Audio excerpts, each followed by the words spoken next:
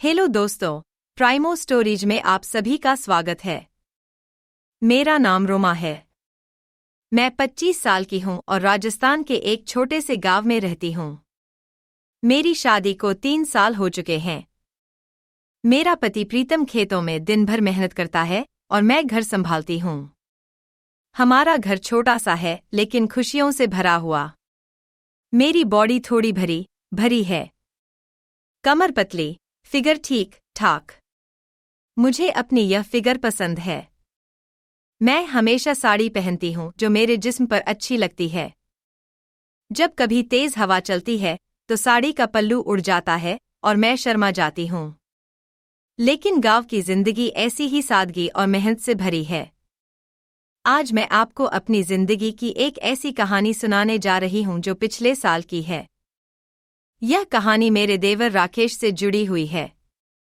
शुरू में मुझे लगा था कि शायद कुछ गलत हो रहा है, लेकिन अंत में सब कुछ बहुत सुंदर निकला। चलिए शुरू से बताती हूँ। पिछले साल राकेश, जो मेरा पति का छोटा भाई है, शहर से गांव लौटा। राकेश की उम्र 23 साल थी, मुझसे 2 साल छोटा। वह शहर में पढ़ाई कर रहा था, लेकिन अब घर आ गया क्योंकि वह गांव में ही कुछ नया बिजनेस शुरू करना चाहता था। हमारे घर में पहले सिर्फ हम 2 थे, मैं और प्रीतम। अब राकेश के आने से घर में रौनक आ गई। 3 लोग हो गए। प्रीतम सुबह जल्दी खेतों पर चला जाता और शाम को थक हार कर लौटता। मैं घर का सारा काम संभालती, खाना बनाना, बर्तन धोना, जानवरों को चारा देना, कपड़े धोना, शाम को थोड़ा टीवी देख लेती। राकेश बहुत बातूनी और हंसमुख था। मुझे हमेशा भाभी कहकर बुलाता। उसकी मुस्कान बहुत प्यारी थी, लेकिन कभी कभी उसकी आंखों में एक अजीब सी चमक नजर आती, जैसे वह कुछ छिपा रहा हो। पहले दिन जब वह आया, मैं किचन में चाय बना रही थी। गर्मी के कारण मैं जल्दी काम कर रही थी और साड़ी का पल्लू थोड़ा सा सरक गया था। तभी राकेश अंदर आया और बोला, भाभी क्या बना रही हो? कुछ गरम गरम मिलेगा क्या? मैंने मुस्कुराते हुए कहा, हाँ देवर जी, चाय बन रही है, थोड़ी देर में आ जाओ। वह हंसकर बोला, भाभी आपकी चाय तो हमेशा स्पेशल होती है। उसमें जो गर्माहट मिलती है ना, वह कहीं और नहीं मिलती। मैंने सोचा शायद मजाक कर रहा है, लेकिन उसकी नजरें मेरे सरके हुए पल्लू पर, यानी कि मेरी संतरों पर रुक गई थी। मैंने जल्दी से पल्लू ठीक किया और चाय लेकर बाहर आई। हम तीनों ने साथ बैठकर चाय पी। प्रीतम ने राकेश से उसके प्लान पूछे। राकेश ने कहा, भैया मैं गांव में ही रहकर कुछ करूंगा, शायद ऑनलाइन बिजनेस, यूट्यूब या प्रोडक्ट बेचना, पहले सेटअप करना है। मैंने कहा, बहुत अच्छा है, घर पर रहोगे तो अच्छा लगेगा। राकेश ने मेरी ओर देखकर मुस्कुराते हुए कहा, हाँ भाभी, आपके साथ समय बिताना तो मजा ही आएगा। आप तो घर की रौनक हो। उस शाम प्रीतम थक कर सो गया। मैं बर्तन धो रही थी। राकेश बाहर बरामदे में फोन देख रहा था। अचानक वह किचन में आया और बोला, भाभी क्या मैं मदद करूं? बर्तन धोने में हाथ बंटा दूं? मैंने हंसकर कहा, नहीं देवर जी, मैं कर लूंगी, तुम आराम करो। वह बोला, भाभी आप अकेले कितना काम करती हो, चलो मैं भी आपकी मदद कर देता हूं। कहकर उसने एक प्लेट उठाई और धोने लगा। सिंक के पास हम करीब आ गए। हमारी हाथ और उंगलियां आपस में छू गई। मैं थोड़ा पीछे हट गई। वह मुस्कुराया और बोला, भाभी आपकी उंगलियां कितनी नरम है, बिल्कुल मखमल जैसी। मैंने कहा, बस करो राकेश, मजाक मत करो। वह हंसता रहा। उस रात मैं बिस्तर पर लेटकर सोचती रही, क्या वह सिर्फ मजाक कर रहा था या कुछ और? अगले दिन सुबह मैं उठी तो राकेश पहले से जाग चुका था। वह कुछ नए पौधे लाया था तो घर के पीछे वाले बगीचे में कुछ कर रहा था। मैं बाहर गई और पूछा, इतनी सुबह क्या कर रहे हो? वह बोला, भाभी मैं यहाँ एक छोटा सा गार्डन बनाना चाहता हूँ, कुछ नए पौधे लगाऊंगा जो जल्दी बड़े हो और फूल और फल दें। आप मदद करोगी? मैंने कहा, हाँ क्यों नहीं। हम दोनों साथ में मिट्टी खोदने लगे। गर्मी बहुत थी। पसीना छूट रहा था। मेरी साड़ी पसीने से थोड़ी गीली हो गई थी और शरीर से चिपकने लगी थी। राकेश ने कहा, भाभी आपका पसीना तो जैसे मोतियों की माला लग रहा है। मैं शर्माकर बोली, चुप रहो, काम पर ध्यान दो, हमने पौधे लगाए।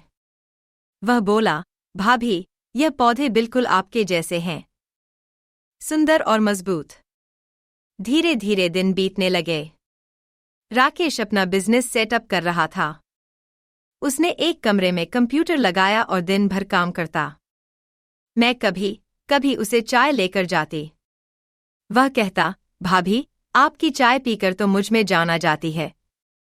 एक दिन मैं चाय लेकर गई तो वह बोला, भाभी आओ ना, साथ बैठो, मैं तुम्हें कुछ दिखाता हूँ। उसने लैपटॉप खोला और कुछ वीडियो दिखाए जो गांव की जिंदगी पर मजेदार वीडियो था। मैं उसके पास वाली कुर्सी पर बैठ गई। हमारी कुर्सियां सटी हुई थी। वह बोला, भाभी आपकी खुशबू कितनी अच्छी आ रही है, बिल्कुल फूलों जैसी। मैंने कहा, राकेश ऐसी बातें मत करो, मैं तेरी भाभी हूं। वह हंसकर बोला, भाभी मैं तो सिर्फ आपकी तारीफ कर रहा हूं, आप इतनी सुंदर हो कि नजर नहीं हटती। मैं उठकर चली गई, लेकिन मन में एक अजीब सा एहसास था। क्या वह फ्लर्ट कर रहा था या कुछ और? एक हफ्ते बाद राकेश ने कहा कि उसे अपने प्रोजेक्ट के लिए कुछ फोटो चाहिए। बोला, भाभी आप मरे कहानी की मॉडल बन जाओ ना, गांव की भाभी की फोटो से वीडियो बहुत अच्छा बनेगा। मैंने पहले मना किया तो वह जिद करने लगा। आखिर मैं मान गई, लेकिन सिर्फ साड़ी में। हम बगीचे में गए जहां पौधे अब थोड़े बड़े हो चुके थे। वह फोटो खींचने लगा। भाभी थोड़ा मुस्कुराओ, हाँ ऐसे आपकी स्माइल तो कातिल है। एक फोटो में मैं पौधे को पानी दे रही थी। पानी का छींटा मेरी साड़ी पर गिर गया और वह थोड़ी गीली हो गई। वह उत्साह से बोला, बेबी यह तो परफेक्ट शॉट है, ये गीली साड़ी में आप और भी खूबसूरत लग रही हो। मैं बहुत शर्मा गई, लेकिन फोटो सच में अच्छी आई। शाम को प्रीतम को दिखाई तो उसने कहा, अच्छा है, लेकिन रोमा ज्यादा मत करना। राकेश ने कहा, भैया चिंता मत करो, भाभी मेरे साथ पूरी तरह सुरक्षित है। समय आगे बढ़ता गया। राकेश ने अच्छे वीडियो बना के YouTube पर पोस्ट किए और उसका YouTube चैनल चलने लगा। वह वीडियो डालता और मैं कभी भाभी उसकी मदद करती। एक दिन राकेश बोला, भाभी आज रात एक लाइव सेशन है, आप ज्वाइन करोगी? मैंने कहा, मैं क्या करूंगी? वह बोला, बस बैठकर बातें करना, दर्शक बहुत पसंद करेंगे। रात को प्रीतम थक कर सो गया। मैं राकेश के कमरे में गई। लाइव शुरू हुआ। राकेश ने कहा, दोस्तों यह मेरी प्यारी भाभी है, देखो कितनी सुंदर है। कमेंट्स आने लगे, भाभी जी की स्माइल कमाल की है, आवाज कितनी मीठी है। मैं शर्म से लाल हो गई। राकेश बोला, भाभी गांव की जिंदगी के बारे में बताओ ना। मैंने थोड़ा बताया। वह बीच बीच में कहता, भाभी की आवाज तो शहद जैसी मीठी है। लाइव खत्म होने के बाद वह बोला, भाभी आपने तो कमाल कर दिया, सब पागल हो गए आपके ऊपर। मैंने कहा, बस अब नहीं करूंगी, लेकिन वह सिर्फ मुस्कुराता रहा। अब घर का माहौल थोड़ा अजीब सा हो गया था। प्रीतम दिन भर बाहर और मैं राकेश घर पर अकेले रहता। वह हमेशा मदद के बहाने मेरे आसपास रहता। एक दिन मैं कपड़े धो रही थी। वह आया और बोला, भाभी यह कपड़े कितने सॉफ्ट हैं, बिल्कुल आपके जैसे।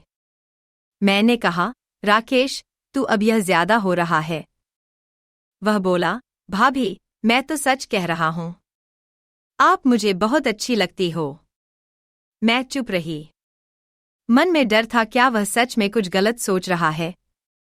कुछ दिन बाद राकेश ने एक सरप्राइज प्लान किया। दोपहर में मेरे पास आया और बोला, भाभी आज शाम को तैयार हो जाओ, कुछ ऐसा होगा जो आप कभी नहीं भूलोगी। उसकी आवाज में रहस्य था। मैं घबरा गई। शाम को प्रीतम आया। राकेश ने घर को सुंदर तरीके से सजाया था। लाइट्स, फुग्गे, फूल, केक, हम तीनों बैठे। राकेश बोला, भैया भाभी, आज मेरा घर आने का 1 महीना पूरा हुआ। यह सेलिब्रेशन है। सब हंस पड़े। फिर राकेश ने लैपटॉप खोला और एक वीडियो चलाया। वह वीडियो मेरी और प्रीतम की जिंदगी पर था। हमारी पुरानी फोटोज, गांव के पल, घर की खुशियां। बीच बीच में राकेश ने अपनी आवाज में कमेंट्री डाली थी। कैसे मैंने उसे घर में जगह दी, कैसे मैं परिवार की देखभाल करती हूं। वीडियो के अंत में राकेश ने कहा, भाभी, आप मेरी बड़ी बहन जैसी हो। शहर में मैंने बहुत कुछ देखा, लेकिन आप जैसा प्यार और सम्मान कहीं नहीं मिला। यह बिजनेस मैं आपके लिए शुरू किया ताकि घर में और खुशियां आए। मैं हैरान रह गई। आंसू आ गए। सारी तारीफें, वो डबल मीनिंग बातें, वो सब कुछ एक प्लान का हिस्सा था। राकेश ने बताया कि वह एक शॉर्ट फिल्म की स्क्रिप्ट लिख रहा था। उसमें देवर भाभी की कहानी थी जो गलतफहमी से शुरू होती है, लेकिन पारिवारिक बॉन्ड में खत्म होती है। मेरी प्रतिक्रियाएं देखकर वह स्क्रिप्ट को रियल फील दे रहा था। उन डबल मीनिंग बातों से सस्पेंस बनाए रखना था ताकि दर्शक अंत तक बंधे रह। लेकिन सबसे बड़ा ट्विस्ट यह था कि उसका बिजनेस कोई कमर्शियल यूट्यूब चैनल नहीं था। वह एक एनजीओ चला रहा था जिसमें गांव की महिलाओं को ऑनलाइन स्किल्स सिखाई जाती हैं। वीडियो बनाना, एडिटिंग, डिजिटल मार्केटिंग, ताकि वे आत्मनिर्भर बन सकें। मैं बिना जाने उसकी पहली स्टूडेंट थी। अब मैं खुद वीडियो बनाती हूँ, अपलोड करती हूँ और इसी से घर चलता है। दोस्तों, कुछ लोग सोचते रह गए कि कहानी में कुछ हॉट होने वाला है, लेकिन अंत में सिर्फ प्यार, सम्मान और सशक्तिकरण निकला। राकेश सच में मेरा छोटा भाई ही है। दोस्तों, उम्मीद है कि आपको यह कहानी पसंद आई होगी। अगर अच्छी लगी तो प्लीज लाइक करो, कमेंट करो और सब्सक्राइब जरूर करो। आपका एक सब्सक्राइब मेरे लिए बहुत मायने रखता है। मैं इन वीडियोस में बहुत मेहनत करती हूँ और इसी से अपना घर चलाती हूँ। जो भी सब्सक्राइब करेगा, मैं दिल से दुआ करती हूँ कि उसकी जिंदगी में ढेर सारी खुशियाँ आए और हमेशा स्वस्थ रहे। धन्यवाद।